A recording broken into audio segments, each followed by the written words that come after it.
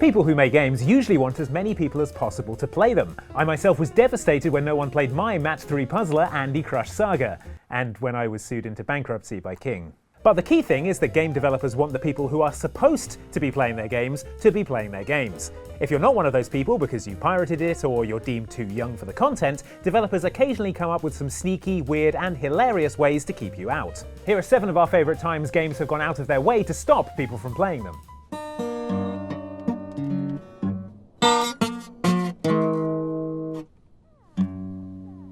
The Sims is a game in which you take complete control of the lives of a bunch of helpless, tiny, nonsense spouting people. So it's kind of like Parenthood, but with more kitchen fires.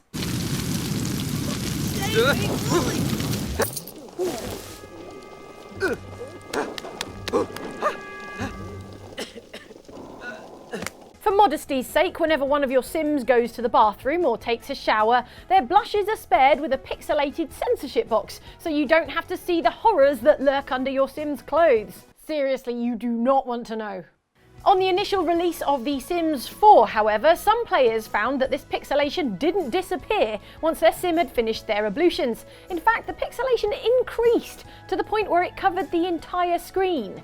What gives, they asked publisher EA. Publisher EA responded, "You are massive pirates."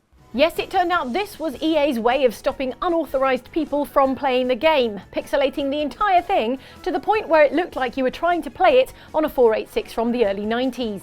It also did a pretty good job of getting pirates to publicly out themselves, as such as they trawled forums looking for a solution to this pixelation bug. I still reckon you could play this though. Call it a lo-fi D-make, it might become an indie darling.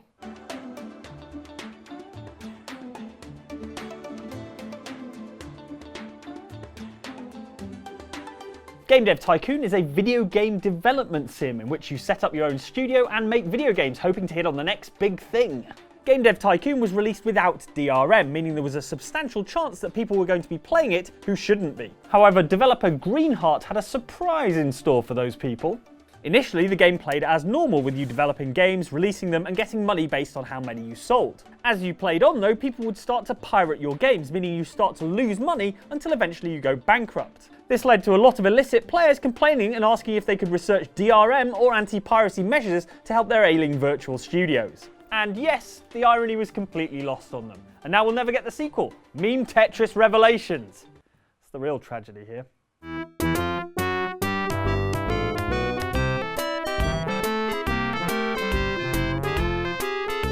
It's not just pirates that game developers want to keep out of their games. For certain adult games, it's important to keep kids out as well, lest they encounter nudity or horrendous gore, or aliens colonial marines.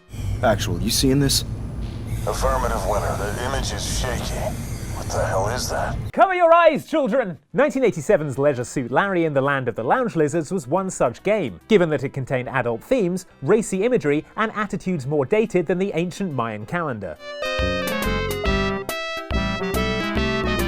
As such, designer Lowe implemented a test you needed to pass before being allowed to play the game, consisting of questions he didn't think children would be able to answer.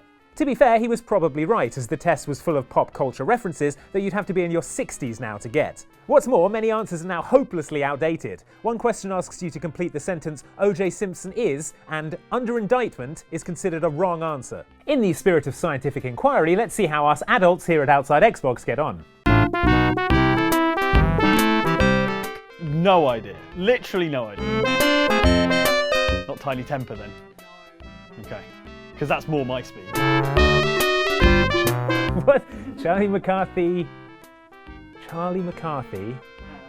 and the Barley Party. What?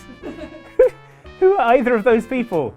I'm being shown a picture of Charlie McCarthy and Edgar Bergen. He's a ventriloquist and a dummy. Of course. Man, I can't believe I didn't get that. It's a trick question because Clint Eastwood has never sung, ever, in his life. There's no such movie. Clint Eastwood has never sung a song called I Talk to the Trees. You're thinking of Pocahontas. Well, I guess we're not playing Leisure Suit Larry anytime soon. Probably for the best. Training time, Faith. Yeah, I know you hate it, but that fall took you out of commission for a while. And now you're back, you gotta keep sharp, especially in this city. Check out these new training grounds, pretty slick, huh? Celeste's on runaround duty, so get to her and just go with the flow, okay? If you played the original Mirror's Edge, you'll know that it's 90% about doing sweet jumps off rooftops, and the other 10% is about falling to your death from rooftops. That's what made EA's anti-piracy scheme so apt. It took away your ability to do those sweet, sweet jumps. On early pirated versions of the game, Faith would slow down when she approached jumps, like she'd suddenly realised just how high up she was. No matter how hard you tried, it quickly became clear that if you owned a naughty copy of Mirror's Edge, the Faith in your game was suffering from a crisis of parkour confidence that made it impossible to complete the game. Still, you could definitely enjoy a good old run around the game's one starting rooftop. And there's always that 10% of the game we mentioned earlier. Ooh, would you sneak in with your bats? Come on, tell me. Batarangs, bat claws, ooh, bat smacks. Batman is a formidable superhero thanks both to his intense training and his high-tech gear. You might not have realised how much he relies on his gear though until you tried to play a hooky copy of Batman Arkham Asylum. Pirated versions of the game did the equivalent of sneaking into the Batcave and tampering with Bruce's stuff, giving you a cape that wouldn't allow you to glide properly, and a grappling hook that would totally ignore what you were actually trying to grapple onto, instead choosing its own trans-dimensional anchor point beyond the boundaries of time, space, and the edges of the level map. Thus, people who weren't supposed to be playing Batman Arkham Asylum instead got to play their own game, which we'll call Rubbish Batman Who Can't Glide and also occasionally glitches through walls into a parallel dimension, Arkham Asylum. Doesn't quite have the same ring to it. There's no escape, Joker. I will find you. Ooh, I'm counting on it. Just not yet.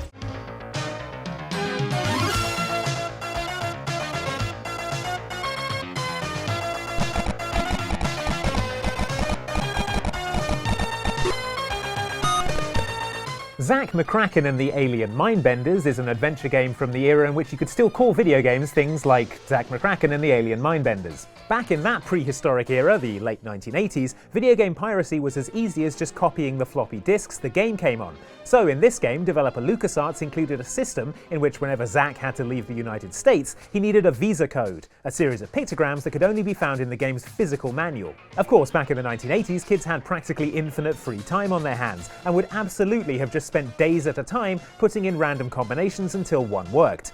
That's why you only get 5 attempts before you're locked out. And by locked out, we mean locked up. Yes, fail 5 attempts at entering the code and Zack is unceremoniously thrown into pirate jail and told by a furious man in a hat that he'll rot in there. Said man in hat then turns to the screen and starts directly addressing you, the player, giving you a lengthy lecture on the perils of piracy. Then he leaves and presumably Zack dies in prison.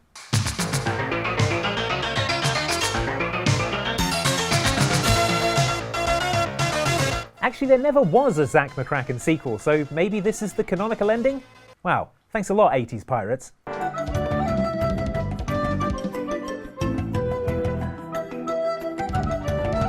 If you're thinking to yourself that printing a secret code in a game's manual is a foolproof anti-piracy measure, then obviously you've forgotten that photocopiers are a thing that exists. By 1990, photocopied manuals were such a big problem that LucasArts' newest game, The Secret of Monkey Island, needed a new method to stop people ripping it off.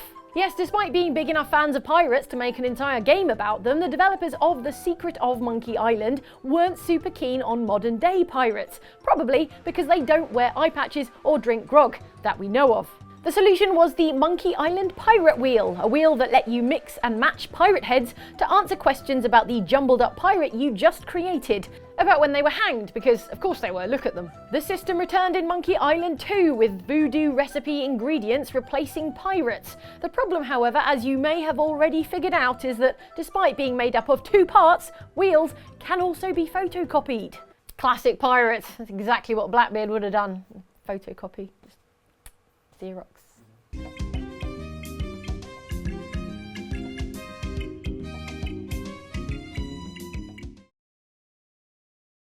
So those were just some of the weird and unusual ways that video games have tried to stop people from playing them. Something I'm not going to stop you from doing though is clicking on one of these 2 videos over here so you can watch more great content from us and our content partners. It's very formal. But up here is us, we're good, and down here is Outside Extra, they're also good. And if you'd like to subscribe for loads more content like this, click on the subscribe orb here. Thank you for watching, we'll see you next time.